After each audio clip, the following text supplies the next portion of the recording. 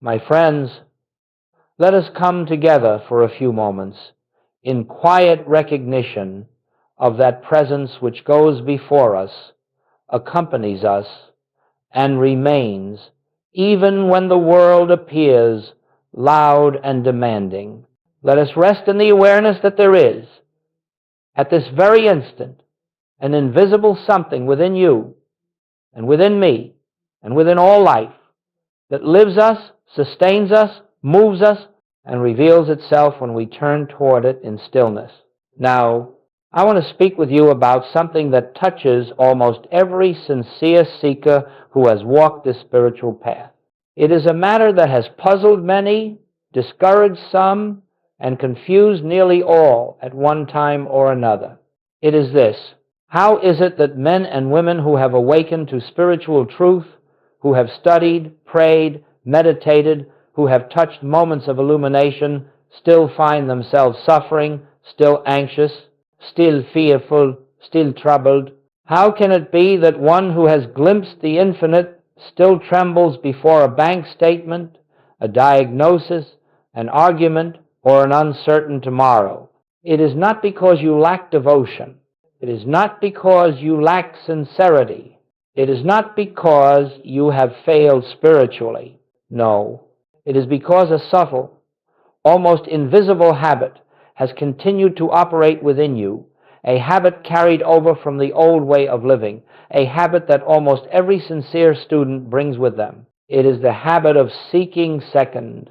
You see, the majority of the world, even the religious world, even the metaphysical world, lives under the assumption that the outer world is cause and consciousness is effect, that circumstances dictate peace, that conditions determine safety, that the world has the first word and we must respond to it.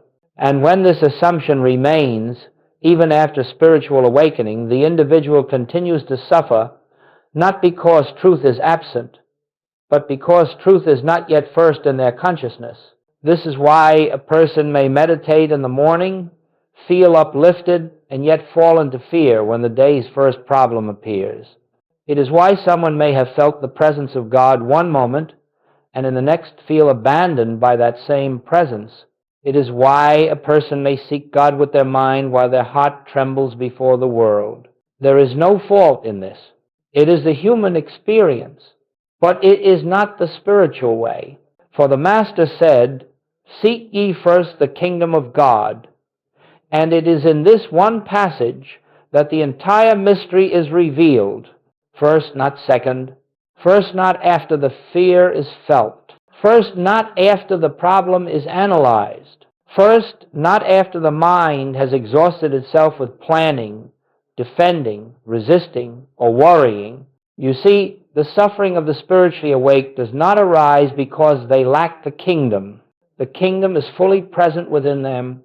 It is here, now, complete. The suffering arises because in the moment of challenge, they turn first to the problem and only later to the presence. They seek second. And so this hour, let us gently, quietly, lovingly examine this habit. Let us learn what it means to reverse it. Let us see why even an enlightened glimpse is not enough if we continue to give power to appearances. Let us understand the reason spiritually mature people still tremble. Let us understand why inner peace comes and goes. Let us understand why moments of illumination give way to moments of fear. And let us discover together how to live in such a way that the kingdom is not a momentary experience, but a permanent foundation, not by force, not by effort, not by spiritual striving, but by recognition, simple recognition that the presence within you is the only power, the only law, the only cause, and it must be acknowledged first. When that shift occurs, when consciousness precedes circumstance, something marvelous and sacred begins to unfold.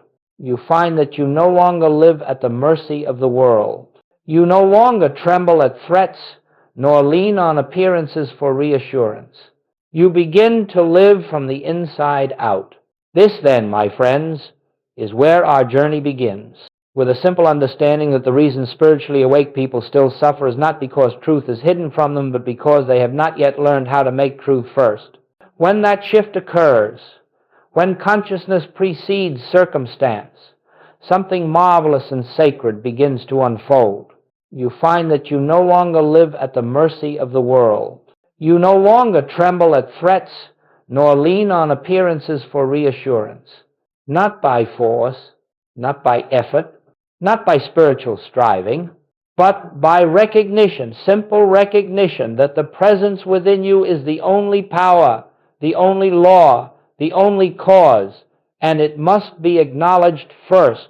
Now, in order to go further, we must understand with absolute clarity what I mean and what the Infinite Way teaches when we speak of seeking second.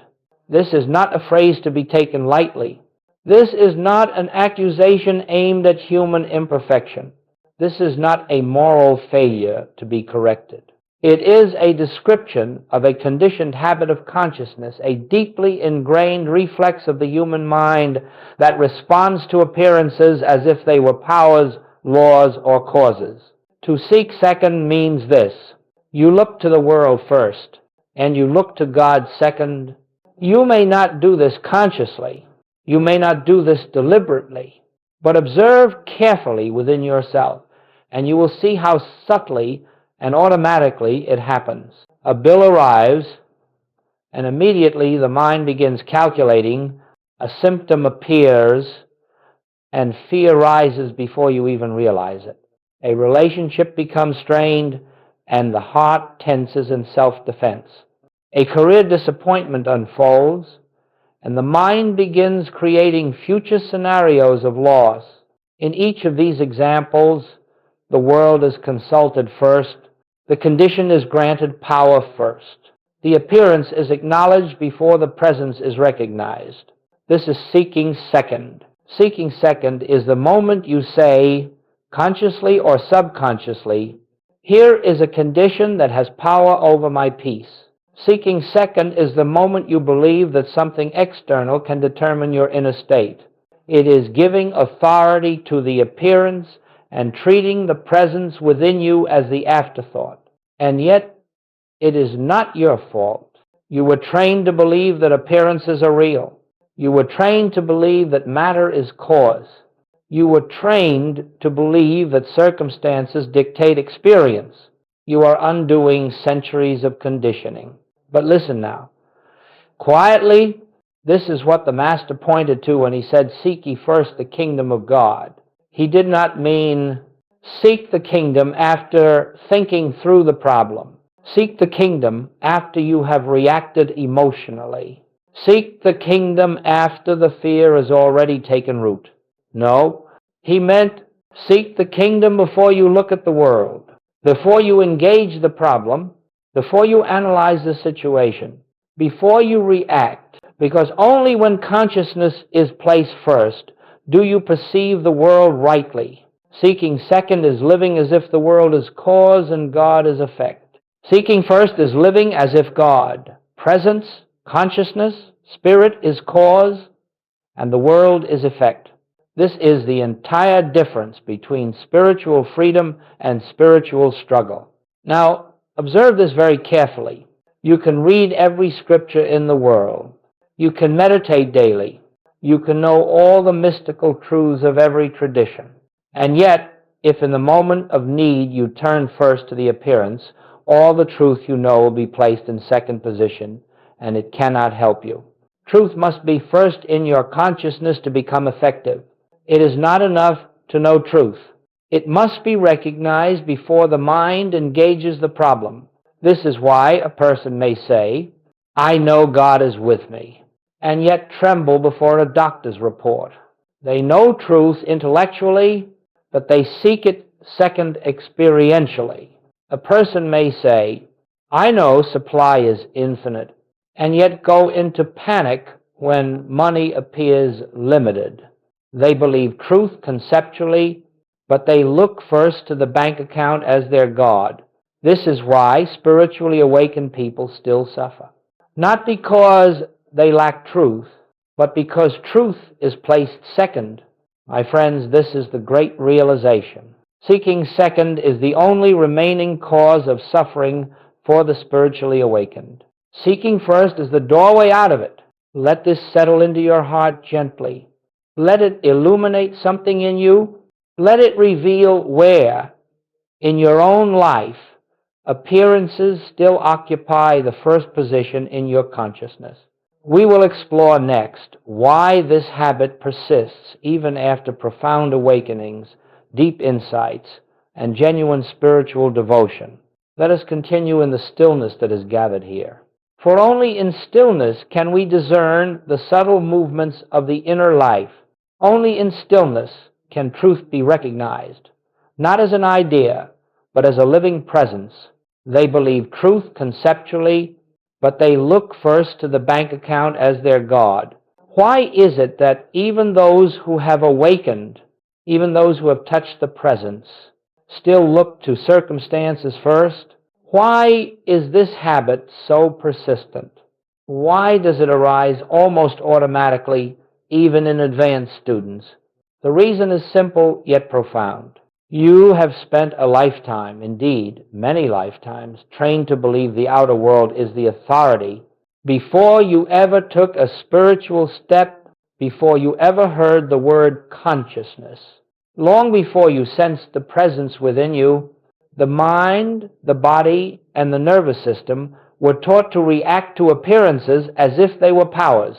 This conditioning has been inherited. It is collective. It is the rhythm of the world mind. As infants, before we had words, we learned that food came from outside, comfort came from outside, safety came from outside. As children, we learned that approval, security, belonging, identity, all appeared to come from things and people outside of us. As adults, the world trained us to measure life through bank balances, opinions, relationships, health, achievements, and failures. This conditioning becomes automatic, mechanical, unconscious, and so even after spiritual awakening, even after a moment of illumination, even after sensing God's presence, the body may still react as though the world holds the power. This is why you can be filled with spiritual peace one moment and the next moment fall into fear. The mind says, yes, I know God is within. But the body says, I have learned to fear this appearance. The mind says, yes, I know spirit is cause. But the nervous system says, I must react now. I must defend myself. The intellect says, I know the truth. But the emotions say, I have not yet trusted it fully. You see, truth may enter the mind quickly, but conditioning lives in the subconscious. And that conditioning is what causes the reflexive turn toward circumstances. This is the human experience, and it should be met with compassion, not judgment. No one escapes this conditioning by criticism or discipline. It is softened only through awareness and gentle practice. Understand this clearly. The spiritually awakened person does not suffer because they lack truth. They suffer because the old reflexes of the world mind still operate within them. Even mystical experiences, even profound ones, do not instantly dissolve conditioning. The world mind has momentum. It has grooves, patterns, pathways. It has trained your reactions for decades. But the moment you see this clearly, you are halfway free, because now you realize, I am not failing. I am simply seeing the residue of my conditioning. I am simply observing a habit that is not the truth of my being.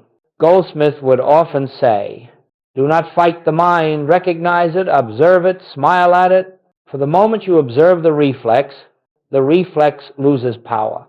The moment you see that fear is conditioned, fear dissolves in the light of awareness, my friends.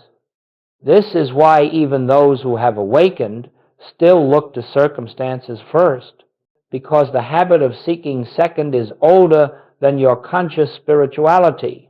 It was present long before your realization. It was present long before your meditation practice. It was present long before your first glimpse of the infinite. But take comfort in this truth. Conditioning does not prevent realization. It only delays recognition. And recognition comes more quickly and more easily each time you turn within. As you continue to seek first, moment by moment, quietly, gently, the conditioning weakens, the reflex softens, and the presence begins to shine through automatically. Soon you discover that the same mind that once reacted to every appearance now rests in the presence without effort, and then where fear once ruled, peace becomes the natural response. Where panic once arose, quiet recognition becomes your resting place.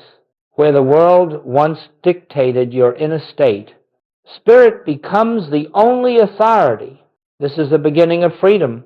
Let us continue now, remaining in that gentle awareness of the presence that accompanies us. Let us allow the mind to become soft, the breath unforced, the heart unguarded, so that the truth may reveal itself without strain. In this moment, we begin to understand something essential. Suffering is not caused by the conditions of the world. Suffering is caused by giving those conditions power. The world does not create your fear. Your belief about the world creates your fear. Now we look deeply at this mechanism, not intellectually, but spiritually, so that you may see clearly why seeking second leads directly to suffering. My friends, the moment you look to the outer world first, the moment you believe a circumstance possesses power, you have begun the process of fear, not because the circumstance is dangerous, but because you have placed your safety outside yourself. You have said, silently, "This condition has the power to affect me. This situation has the power to harm me. This appearance has authority over my peace." And when the mind grants authority to something external, fear is the natural consequence. Fear begins the moment you forget that the presence within you is the only power that exists. Let us take an example. A bill arrives. If, before turning within, you look at that bill and say, "This determines my well-being," you have already begun to suffer. Not because of the bill, but because you handed it the role of cause. Or a symptom appears in the body, the mind immediately says, "This can harm me." Fear arises not from the symptom, but from believing the symptom is a power separate from the infinite presence that lives you. Or a relationship becomes strained. The heart cries out, "This person's approval is my safety." And suffering begins the moment you assign your peace to another human being. You see, fear always begins with the same error, thinking something out there has authority over the I that is the life of your being. Suffering is not punishment. It is the byproduct of misidentification. The human self, believing itself separate, vulnerable, dependent, looks outward for security. And in doing so, it unconsciously says, "I am not one with the presence. I must defend myself against the world." This single belief is the root of all fear. The moment you identify with the human sense of self, you live in a universe of threats. But the moment you identify with the Christ within the divine presence, you discover that nothing external has ever had power over you. Goldsmith taught this tirelessly. Fear is not a condition to remove. Fear is a signal that you are giving power where no power exists. Fear is a teacher. It shows you exactly where you have placed a second power. And there cannot be a second power in spiritual life. There is only one power, the presence, the I am, the infinite consciousness that is the substance and life of all being. So when fear arises, do not judge it. Do not fight it. Do not condemn yourself for feeling it. Fear says only this: somewhere in this moment, I am seeking second. That is all. And the moment you recognize this, the moment you say, here I am giving power to appearance again, you have already withdrawn the power you mistakenly assigned. Fear dissolves in the light of recognition. Let me say this gently and clearly. The world cannot hurt you. Only your belief that the world has power can hurt you. Conditions cannot imprison you. Only your belief that conditions define your life can imprison you. Nothing external has ever been the cause of your suffering. It is the belief in separation from the presence that creates the illusion of suffering. This is why suffering persists even in spiritually advanced people, because the belief in a second power persists. Once you see the mechanism clearly, that fear arises whenever you place the world before consciousness. You are no longer captive to it. From this point onward, you will hear fear whisper, and instead of trembling, you will turn within and say, only one power governs my life.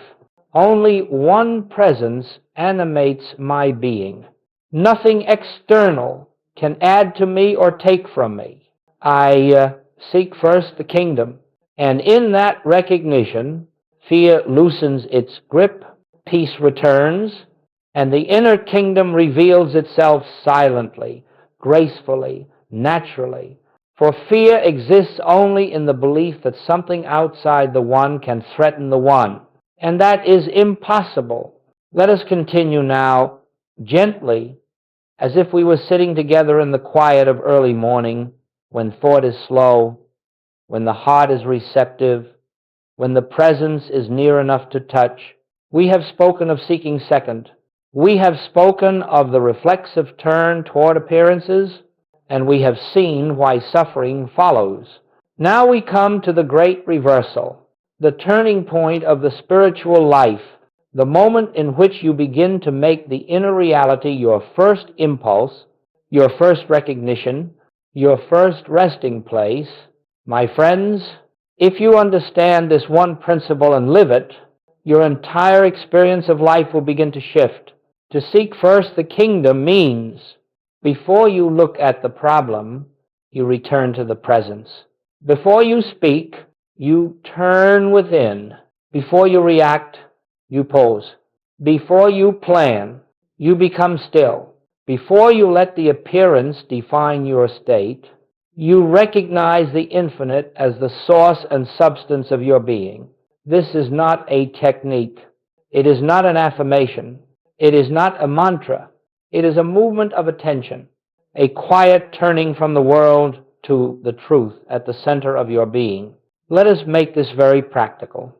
Imagine you wake in the morning, before you check your messages, before you search for the day's demands, before the mind begins its usual race, and you pause and you acknowledge silently, where I am, God is. The presence goes before me. I and the Father are one, not as a repetition, but as an inner remembering. This one moment shifts the entire foundation of your day. Or suppose a bill arrives, and the mind, trained by years of conditioning, rushes forward in fear. Instead of engaging that reflex, you pause. You turn within. You recognize the infinite, and only then do you look at the bill. For now you are seeing it from the standpoint of the presence, not from the standpoint of the world mind. Or a symptom appears in the body before fear floods in. Before you assign meaning to the sensation, you pause. You become aware of the stillness.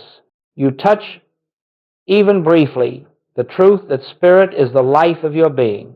And from that recognition, you proceed. Or someone speaks harshly, and the old habit is to defend, to react, to strike back emotionally. But instead of reacting instantly, you take that sacred pause. You turn inward.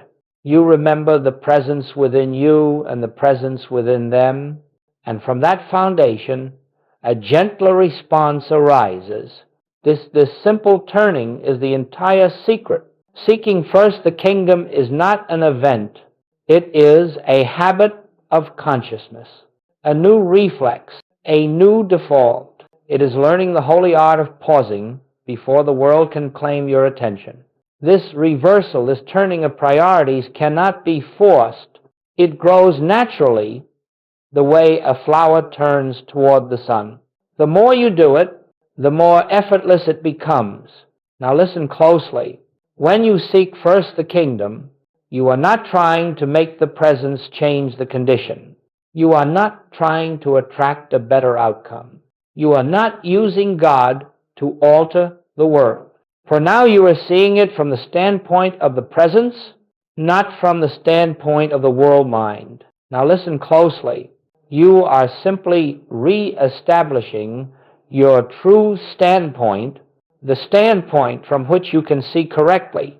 And so I say to you gently, as I have said to thousands before you, life flows differently when it is lived from the inside out.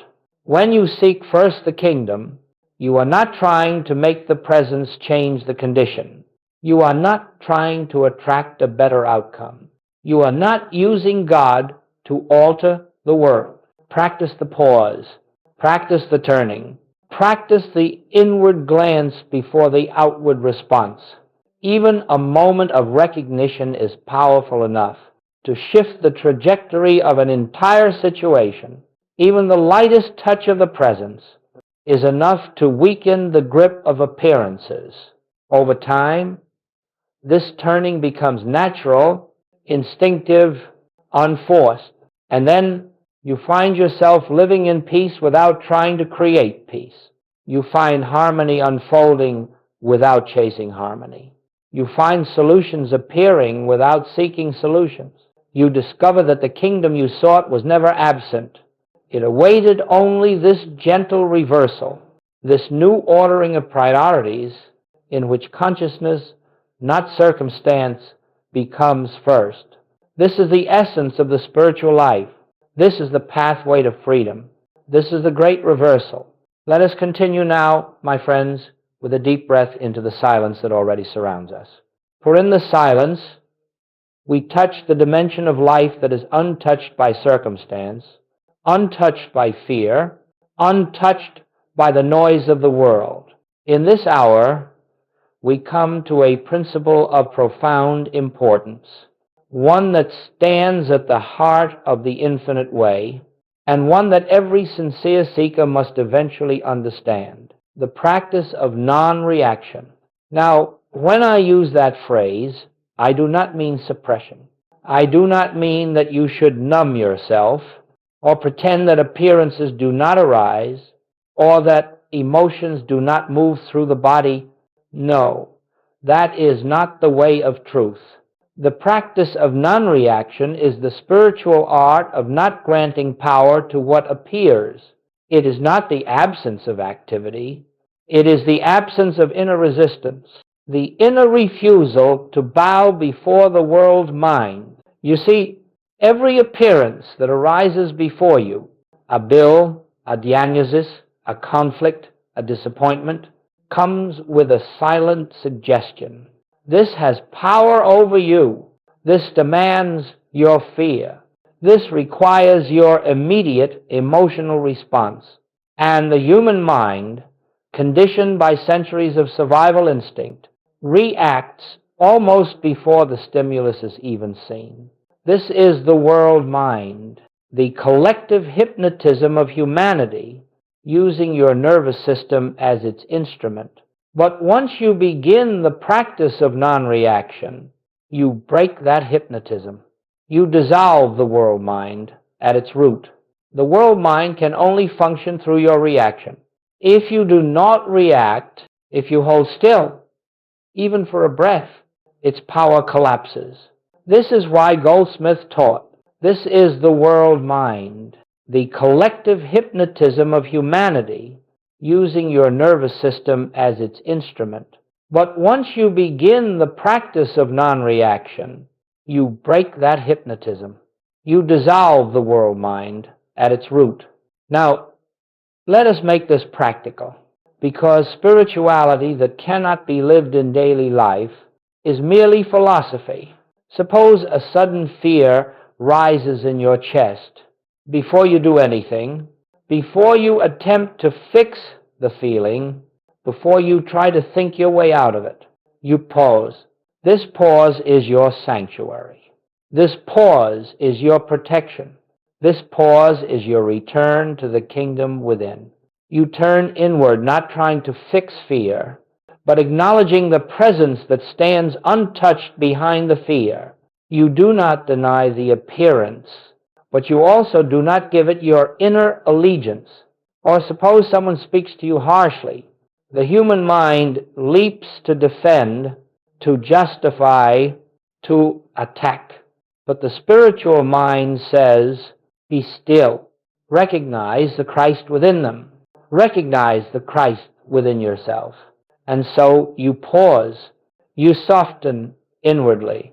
You refuse to accept the world mind's invitation to join the conflict. Then, from that stillness, your response, if one is needed, arises not from fear, but from presence. Or imagine you receive difficult news. Again, the old reflex tries to rush into panic. But you pause and you remember, there is no power apart from the presence within me. This appearance is not cause, it is effect. Cause is here where I am. You breathe. You wait. You let the panic dissolve in its own time. You stand in the truth. You breathe. You wait. You let the panic dissolve in its own time. You stand in the truth. Or imagine you receive difficult news. Again, the old reflex tries to rush into panic. But you pause and you remember. Or imagine you receive difficult news. Again, the old reflex tries to rush into panic. But you pause and you remember. You breathe. You wait. You let the panic dissolve in its own time. You stand in the truth. Or imagine you receive difficult news. Again, the old reflex tries to rush into panic. But you pause and you remember. Every reaction is a confession of faith in a second power. Every pause is a return to the one. Every time you react emotionally, you are saying, this appearance has power over me. Every time you pause, you are saying, only the presence has power, and that presence is here. Do not underestimate this simple practice. It dismantles lifetimes of conditioning. It silences the world mind. It weakens fear at its root. It restores you to your true foundation. In time, this pause becomes natural. Soon, you find that before fear can arise, stillness arises first. Before the mind can panic, the heart remembers. Before the world can speak, the presence speaks within you. This is the fruit of non-reaction. This is the dissolving of the world mind. This is the beginning of freedom.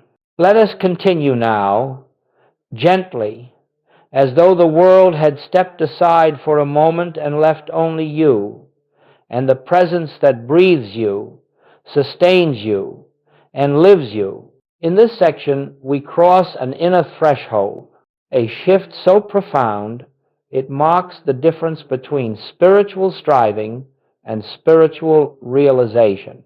The world teaches us to fix conditions, to improve, to manipulate, to correct, to control. It teaches that life is shaped from the outside, and that peace is achieved only when circumstances obey our desires. But the spiritual life, the life Jesus taught, the life Joel Goldsmith demonstrated, is a life in which conditions are not fixed, but seen through. It is a life in which we no longer battle appearances, but recognize the truth behind them. My friends, this is the great pivot point, the turning of consciousness from material cause to spiritual cause. As long as you attempt to fix the outer world, you remain bound to it. You become its slave. You must constantly chase new solutions, calm new fears, patch new problems. But when you shift from fixing to recognizing, From manipulating appearances to acknowledging truth, you step into a life governed not by human effort, but by spiritual law. Let us explore this with clarity, recognizing truth instead of fighting appearances. Suppose illness appears in the body. The world mind urges you, fight the condition, attack it, fear it. And so you react, and your reaction strengthens the appearance, but the spiritual seeker pauses and turns inward. You are not ignoring the appearance. You are refusing to grant it power. And in the quiet of recognition, you remember the great truth. Spirit is the substance of your body. Wholeness is the nature of your being. There is no power apart from the presence. You are not treating the illness. You are recognizing the truth that exists where illness seems to be, and because consciousness is cause, that truth begins to dissolve the false appearance. Or take financial difficulty. Spirit is the substance of your body. Wholeness is the nature of your being. There is no power apart from the presence. You are not treating the illness. You are recognizing the truth that exists where illness seems to be. Supply is not money. Supply is the infinite outpouring of divine consciousness. Money is merely one form. Take financial difficulty. Spirit is the substance of your body. Wholeness is the nature of your being. There is no power apart from the presence. Or consider relationships. Conflict arises. The mind rushes in to justify, to defend, to blame. But the spiritual seeker pauses, and in that pause, you remember. You are not treating the illness.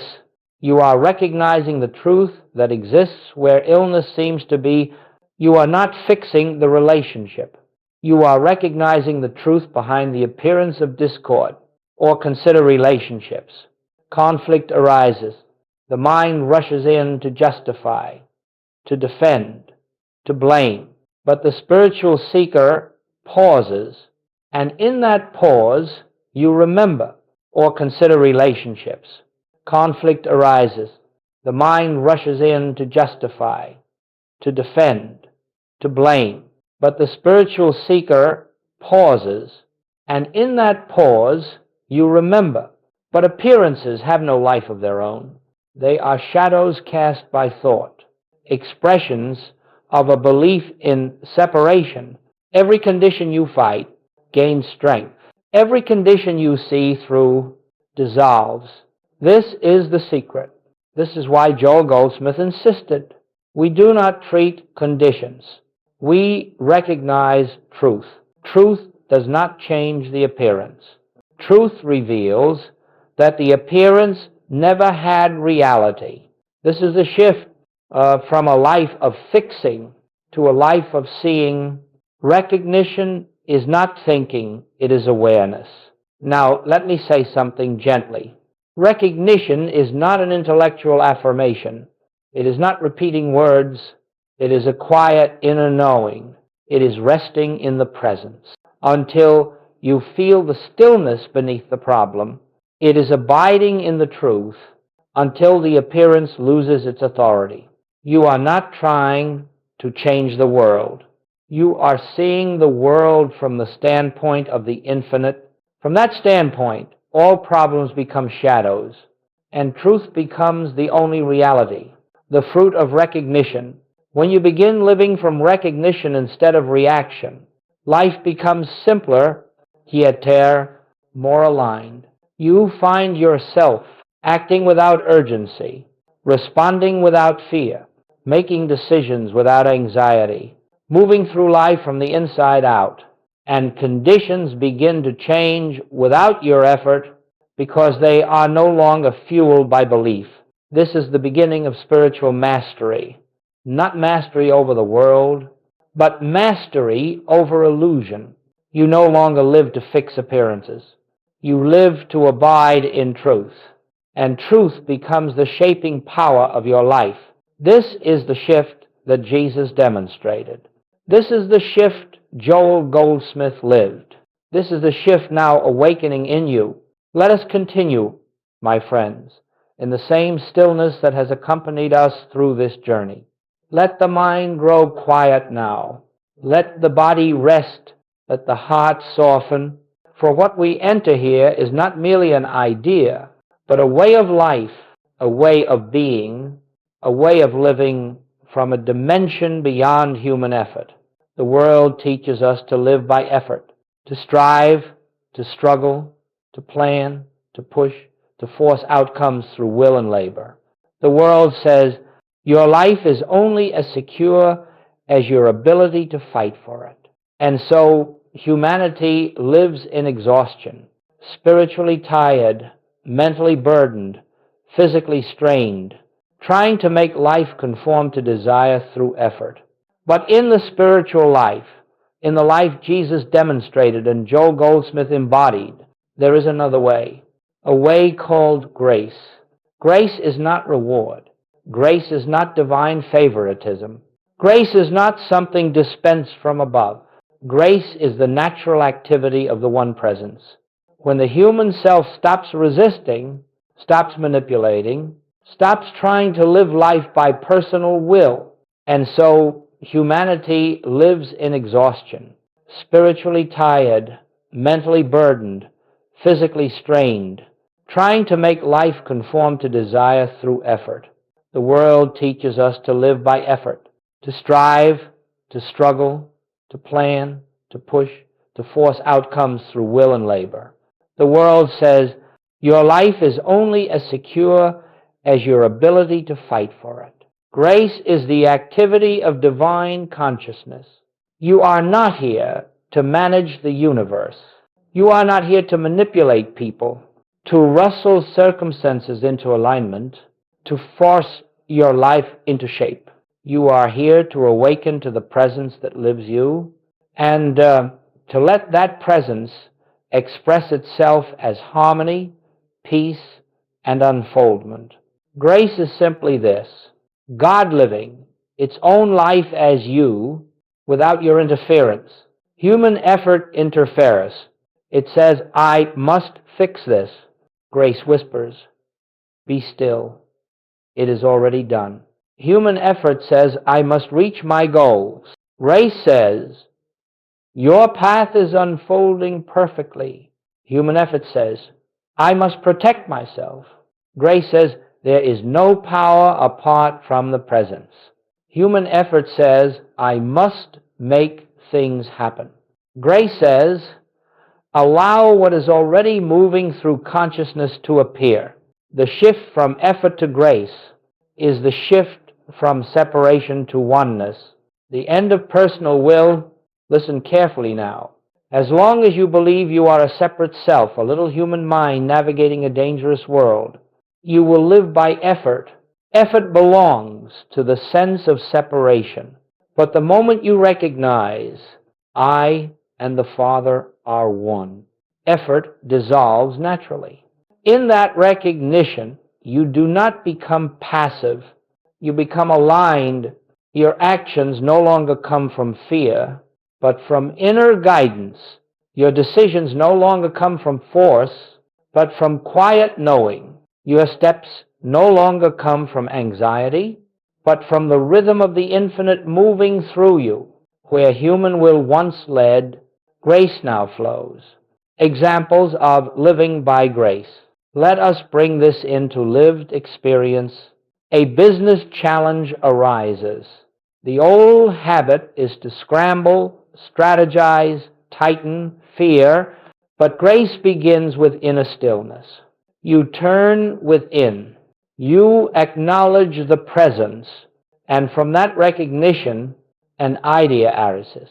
One you did not force, one you did not strain to produce.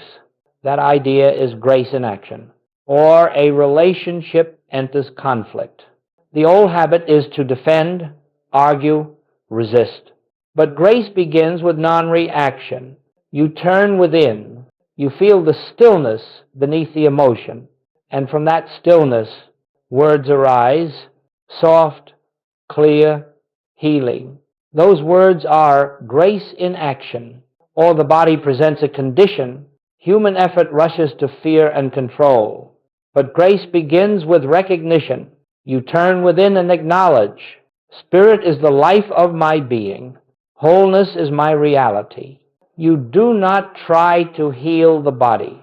You simply stop interfering with the wholeness already present. The improvement that follows is grace revealing itself. Grace produces what effort cannot. Grace does what human effort never could. Effort tries to build your life. Grace expresses the life that already exists within you. Effort tries to achieve peace. Grace is peace. Effort tries to manifest abundance. Grace is the flow of infinite supply. Effort seeks healing. Grace reveals that wholeness has never been absent. You see, my friends, effort belongs to the realm of fear. Grace belongs to the realm of truth. As long as you strive, you affirm lack. As long as you struggle, you affirm separation. As long as you force outcomes, you deny the presence. Grace requires only one thing. Stop trying to live life through the human mind and let the divine live its life through you. That is the essence of seeking first the kingdom. You are not seeking solutions. You are seeking the presence. And once the presence is realized, solutions flow without struggle. The inner feeling of grace. You will know when you begin living by grace, for your life will take on a new texture. You feel carried, not burdened. You feel guided, not confused. Stop trying to live life through the human mind and let the divine live its life through you. You feel at peace even before conditions change. You feel a quiet confidence without any visible reason. This is not imagination. This is not wishful thinking. This is the unmistakable movement of grace. Grace becomes the atmosphere in which your life unfolds. And the more you seek the kingdom within, the more grace governs the kingdom without. This is the life intended for you. Not a life of effort, but a life of flow. Not a life of fear, but a life of trust. Not a life of striving, but a life of spiritual unfolding. Grace is not something to achieve. Grace is something to stop resisting. Let yourself be carried. Let yourself be guided. Let yourself rest in the infinite. This is living by grace. And now, my friends, we come to the closing of this sacred time together. But let us understand something clearly. The spiritual journey does not end when the words stop. It does not begin when the video plays, nor end when the chapter concludes. The kingdom is not found in these teachings. It is not found in the sentences, not in the concepts, not even in the inspiration you may feel. The kingdom is found only in you, in the silent, living presence that has been whispering to you. Between every paragraph, between every breath, between every moment of recognition, what we have explored together, seeking first the kingdom, non-reaction, recognition over effort, grace over striving, these are not spiritual ideas. They are invitations, invitations to return again and again to the inner sanctuary that has never left you. As we conclude, let us sink into that sanctuary now. Let us gently withdraw from the noise of the mind, not by force, not by concentration, not by discipline, but by simple willingness, the willingness to remember there is only one presence, there is only one power, there is only one life, and that life is living you, breathing you, expressing itself as you, here and now. Let the tension of the body melt. Let the striving of the mind loosen. Let the world fall away for a moment and rest in what remains. As we conclude, Let us sink into that sanctuary now. Let us gently withdraw from the noise of the mind, not by force, not by concentration, not by discipline, but by simple willingness. In this stillness, you are no longer trying to solve your life. You are recognizing the presence that lives it. In this stillness, you discover that the kingdom you were asked to seek was never somewhere else. It was the very ground of your being. And now, slowly, gently, let this realization settle into the heart. You are not alone. You have never been alone. You could not be separate from the presence, even if you tried. The kingdom is within you. It always has been. And every moment you remember this, your entire life aligns with truth. As you go forward from this teaching into your home, into your relationships, into your work, into the challenges and opportunities of daily life, carry this single awareness. Before anything else, before any reaction, before any fear, turn within. Seek first just a breath, just a pause, just the slightest recognition is enough to open the door to the grace that desires to express through you. This is not the end. It is the beginning, a beginning that happens fresh in every moment, in every breath, in every inward turning. The kingdom is already here. The presence is already complete. The truth is already established. You need only recognize. And now let the final words of this teaching dissolve into silence. Where you are, the infinite is. What you are, the divine lives. And as you seek first the kingdom within, everything else unfolds in perfect, effortless grace. Peace be with you. Not the world's peace, but the peace that has no opposite,